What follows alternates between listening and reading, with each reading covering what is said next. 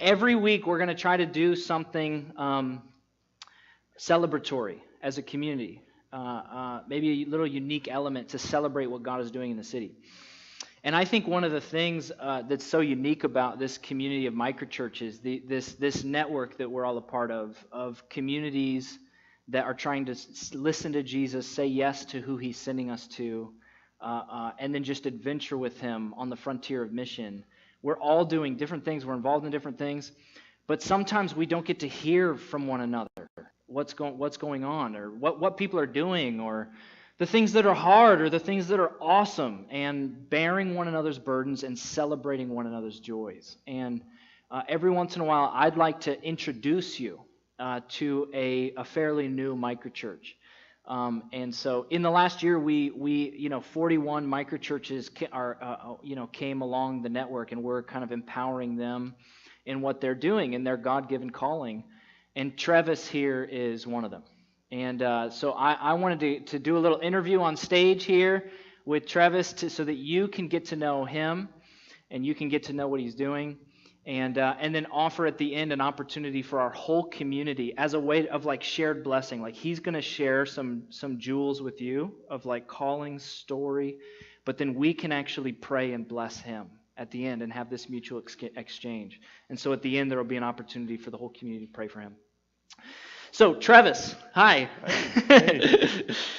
Trevis, why don't you go ahead and tell the community the name of and maybe the heart and vision behind your microchurch. Sure. I'm Trevis Williams. Thanks so much for having me. Yeah. My microchurch is Urban Fellowship, and we do outreach programs for youth, ranging from video game LAN parties, Nerf wars. Yes. We do concerts and different things like that. Just gives our young people a way to invite people to church without saying, "Hey, come to church with me." So, we've done that for a while now. Yeah. And there's maybe a little component of what you do that has to do with music too, right? Yeah. Recently, I'm a producer, engineer is my passion, and back in early 2000, I worked for Chauncey Black from Blackstreet, and I was his home studio engineer, and the album finally I did track number 10. So if you do a couple of spins, so I can the Hustler's Prayer, and when I left that scene, I said that I was going to do all Christian music. And when I did that, it was good. I mean, I worked a lot with, it was preaching to the choir, right? So recently, God gave me clearance to go and do secular music. And I'm using the recording studio as an outreach tool to get, to people. Yeah. So, Yeah. And that's working out. I love how you just the way you articulated, like, man, we're trying to work with youth who are just never going to cross the threshold of a traditional church, and how it's basically like, how do we bring the church to youth?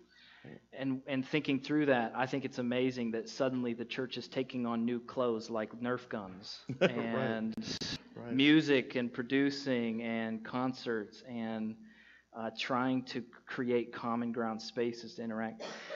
There's so many leaders in the room. We all know what it's like to maybe go through really high, great, peak mountaintop seasons, but then also have slower seasons that aren't what we expected, seasons of struggle. And a lot of times it's some of these peak moments where God was so faithful, so powerful, that can carry us through those. Do you have maybe one of those?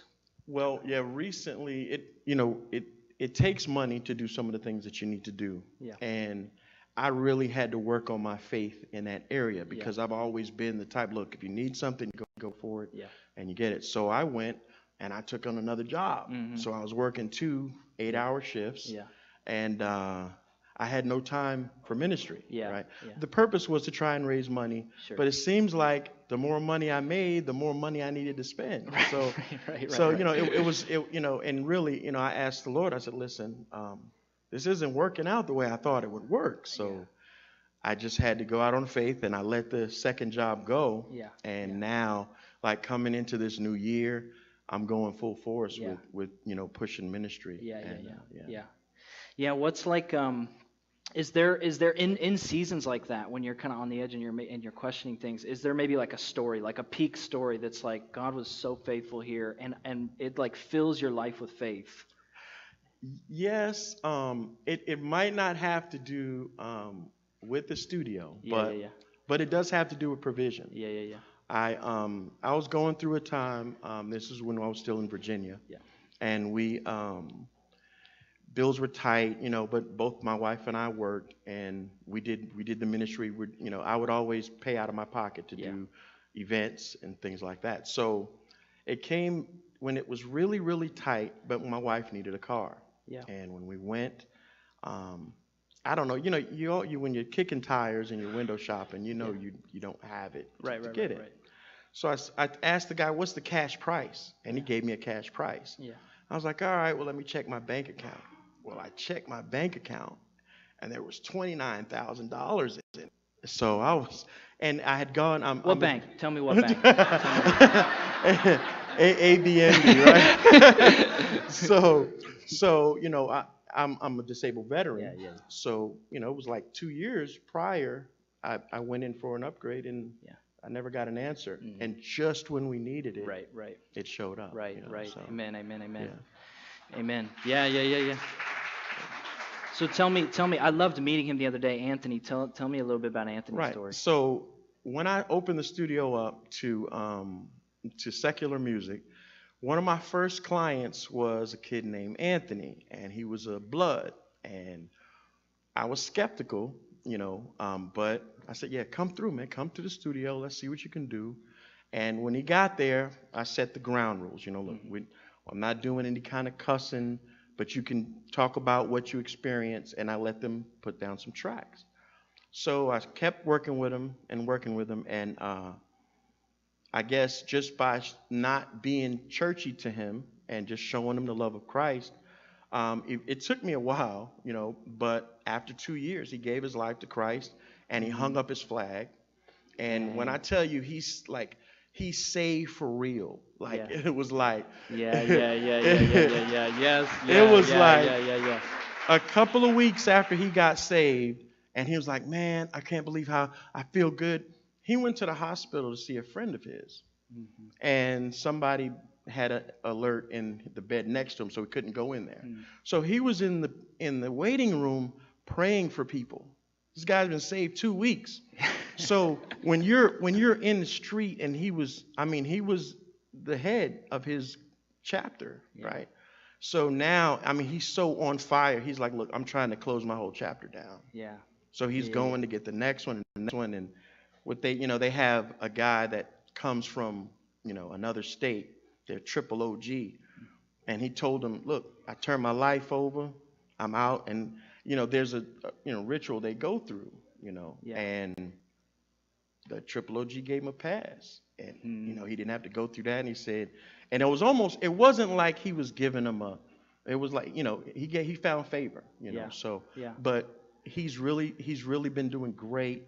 He actually proposed to a young lady recently, right? So he really turned his life around. And I was like, I could have been doing this with my studio for the longest, so I'm really ready for God, to take us to the next level. It's amazing. And there's so many people in the room who do not even know what chapter, flag, triple OG even means.